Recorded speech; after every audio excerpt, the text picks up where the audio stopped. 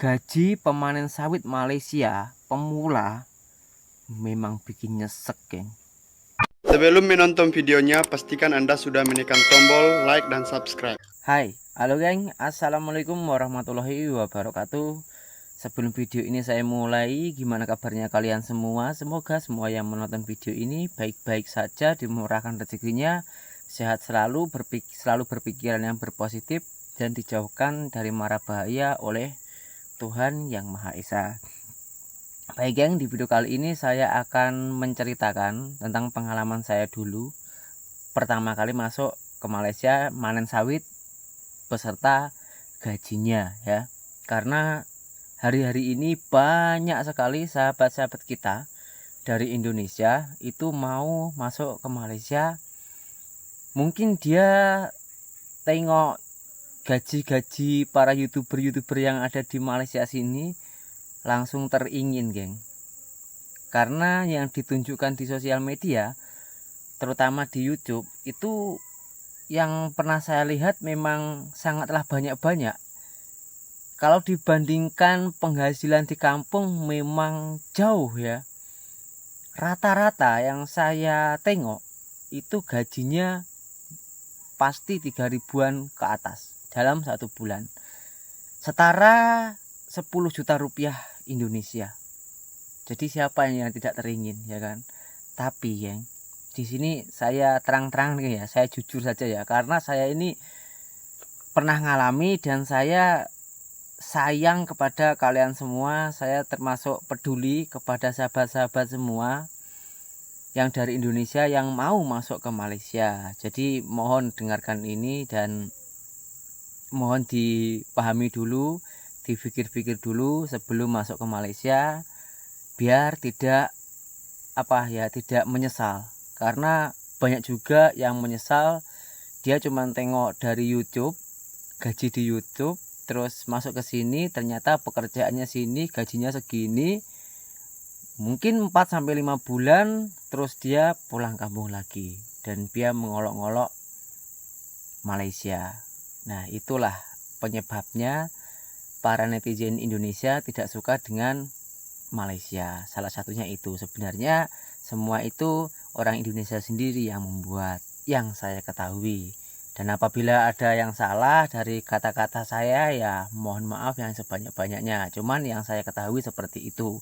Nah, di sini saya akan bercerita sejujur-jujurnya dengan sepengetahuan saya yang pernah saya alami selama saya bekerja di perkebunan sawit Malaysia, geng. Oke, saya dulu pertama kali masuk ke Malaysia itu di tahun 2015 bulan 7. Saat itu waktu puasa.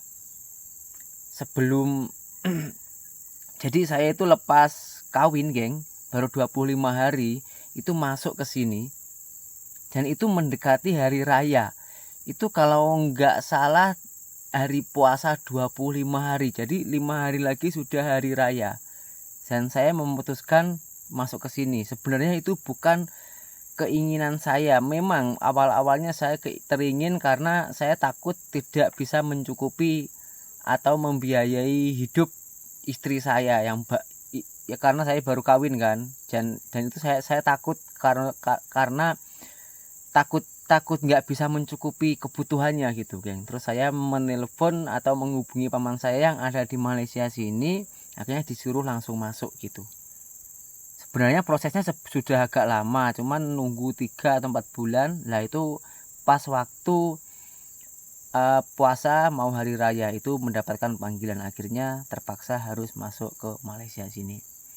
Dan paman saya pertama-tama itu bilang katanya di sini tuh gajinya ya sama, geng, seperti yang di YouTube itu 3 sampai 4 ribu 1 bulan. Ringgit loh, geng. Coba bayangkan kalau dirupiahkan itu 10 sampai 13 jutaan. Siapa yang tidak teringin, ya kan? Nah, saya pun awal-awalnya nggak tahu prosesnya itu gimana. Hitungan gajinya itu juga bagaimana, kerjanya itu bagaimana, berat atau enggak, itu saya enggak peduli. Saya cuma yakin saya seorang lelaki, saya merasa bertanggung jawab, merasa kuat, jadi saya masuk saja. Pasti saya bisa, pasti saya boleh, pasti saya buat, pasti saya kuat, seperti itu dulunya. Terus Sesampai di sini, geng, ya, sesampai di sini saya kan nggak bisa manen. Tahu kelapa sawit itu pun cuma di sini. Di kampung saya itu nggak ada pohon kelapa sawit. Dan saya pun heran, buah kelapa sawit ya seperti yang ada di belakang itu, geng. Lengket-lengket dengan pelepah. Gimana cara manennya gitu kan? Selama 40 hari saya itu hanya nolak atau langsir, geng. Langsir buah kelapa sawit, yang manen itu paman saya. Nah, dari situ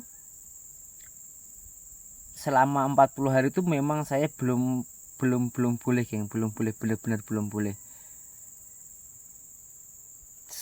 Itu oke, saya langsung jawab gajinya, geng.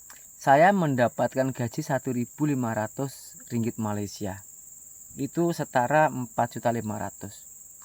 Itu pun saya sudah seneng, geng, karena itu bisa saya kirim semua. Saya nggak menyisakan sedikit pun karena makan waktu itu paman saya yang menanggung. Ya, baiklah ya paman saya. Paman saya menanggung makan saya, jadi gaji saya ini paman saya bilang itu kirim saja semua ke kampung karena kamu baru saja kawin gitu kan, pasti membutuhkan biaya yang lebih. Oke, saya kirim, saya sudah bersyukur. Nah, tapi geng, pekerjaannya yang saya alami dulunya ya, itu sangatlah tidak sesuai, geng. Karena berat sekali, beneran berat.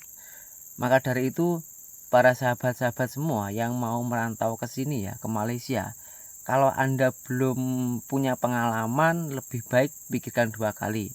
Tapi bukan ini saya melarang ataupun menyuruh, bukan. Saya hanya bercerita, Anda sendiri nanti yang menilai ya. Tapi kalau Anda sudah benar-benar niat, sudah benar-benar yakin, benar-benar siap, seberapa besar kecil gajinya nanti sampai di sini harus diterima. Intinya harus berdamai dengan hal itu, insya Allah kedepannya akan mendapatkan hasil yang lumayan. Nah, kembali lagi ke cerita saya, geng.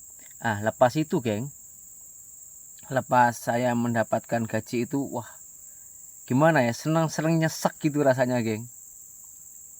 Dan lepas itu setelah 40 hari saya memutuskan untuk bekerja sendiri. Saya mulai belajar 1 minggu, saya belajar langsung bisa panen, tapi yang masih pakai dodos ya. Kalau yang pakai sabit itu saya belum boleh. Terus saya meminta lot atau tempat pekerjaan sendiri. Wah, saya di situ cash money, geng. Bukan gajinya, bukan setiap bulan gajiannya ya. Jadi setiap hari pokoknya siap satu tempat, satu lot di sini, geng, namanya. Itu gajian. Saya kerja 1 hari pukul 8 sampai pukul 5 itu sudah siap. Dan saya mendapatkan gaji 150. Wah, saya bangga banget, geng. Besok-besokannya pukul 3, pukul 4 pagi saya bekerja, geng, bawah lampu.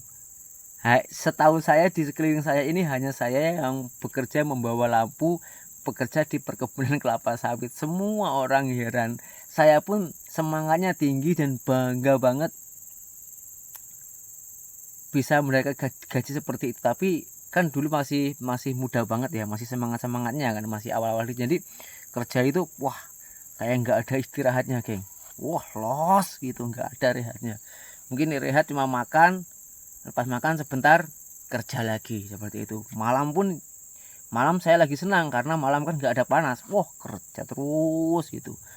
Nah, seperti itu, geng. Tapi ya itu, setelah itu saya mendapatkan gaji 1 bulan kalau dikumpulkan ya, kan itu kan saya belum ikut bos saya ini. Dulunya saya kan ikut ya yang mana-mana janji ada pekerjaan gitu kan. Itu kalau saya kumpulkan 4.000 dekat 5.000, geng, ringgit Malaysia. Wah, saya lagi bangga sekali sampai saat ini. Tapi sekarang saya sudah ikut majikan yang menetap. Kalau dulunya saya masih wira-wiri, ini kerja sana kerja sini. Tapi jangan berpikir kalau paman saya itu menipu saya, enggak. Memang paman saya itu tidak menipu saya. saya mendapatkan gaji 1.500 dalam 40 hari karena waktu saya ikut paman saya itu kerjanya nggak penuh. Berangkat pukul 11, pukul 12 siang, balik pukul 5, pukul 4 seperti itu. Memang kerjanya nggak penuh. Jadi ya saya menyadari dan memaklumi memang kalau kerjanya nggak penuh ya seperti itu. Nah, pelajarannya untuk sahabat-sahabat semua ya yang ada di kampung yang mau merantau ke Malaysia sini, yang pertama harus dikuatkan mental dulu. Kalau mentalnya itu sudah benar-benar kuat, sudah yakin, silahkan masuk ke Malaysia. Harus menanggung risikonya. Jangan terlalu berharap gaji Anda itu langsung tinggi, jangan. Semua itu tergantung tenagamu. Karena yang saya alami di tempat kerja saya ini ya, geng. Di sini nggak ada yang namanya sistem kerja harian, itu nggak ada. Dan juga nggak ada sistem kerja borong dan juga nggak ada sistem kerja bulan, juga nggak ada. Di sini itu kerjanya borongan, kalau bahasa Jawa oleh-olehan. Jadi semakin kita rajin semakin banyak kita dapat, seperti itu gitu geng. Jadi ya cuman dua itulah ya yang pesan saya, jangan terlalu berharap mendapatkan gaji langsung tinggi. Yang satunya lagi harus kuatkan mental. Kalau di sini jangan keibu-ibuan, jangan kemak-makan, jangan terlalu manja. Di sini itu harus mandiri, semua itu harus bisa dikerjakan sendiri.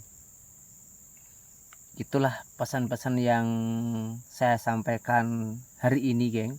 Dan semoga bisa menginspirasi dan para sahabat-sahabat semua yang dari Indonesia mau merantau ke Malaysia ini biar nggak terlalu tergiur pada gaji para pemanen sawit yang ada di Malaysia. Tapi kalau kalian benar-benar minat juga nggak masalah, silahkan masuk ke Malaysia gitu, geng.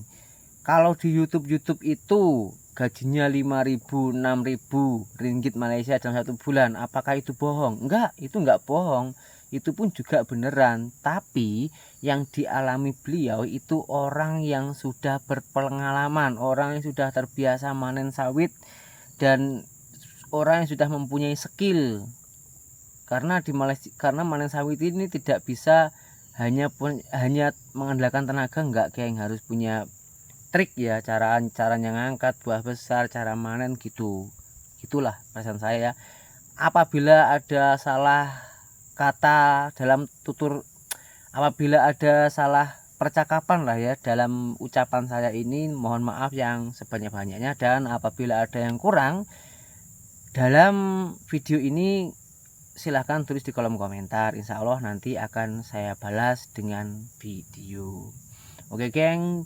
Kalau kalian suka dengan video saya, silahkan tinggalkan komentar dan subscribe. Dan berjumpa kembali dengan saya, Zainal Satori, di video yang selanjutnya. Saya Zainal Satori, seorang TKI Malaysia. Salam TKI sukses. Assalamualaikum warahmatullahi wabarakatuh.